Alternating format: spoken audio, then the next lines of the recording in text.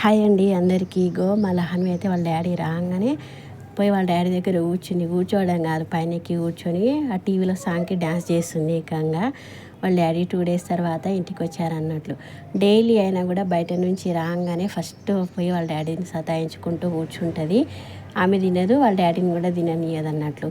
ఆయనకు కూడా ఆమె అట్లా తాగడం కొంచెం కూడా చిరాకు రాదు, ఎంతో ప్రేమ. ఆయన అసలు ఒక్క మాట కూడా అనరు అన్నట్లు. మన దగ్గరికి అయితే ఇంకా అస్సలు అట్లా రాదు, ఎందుకంటే మనం కొంచెం గట్టిగా అరుస్తాం కాబట్టి. నా దగ్గర అన్ని లాడైతే ఉండవు. ఇంకా వాళ్ళ డాడీ దగ్గర మీద పడి కింద పడి ఆడుకుంటూనే ఉంటుంది. ఇంకా వాళ్ళ డాడీకి ఎంత ఇష్టమో అట్లా ఆడుకోవడము.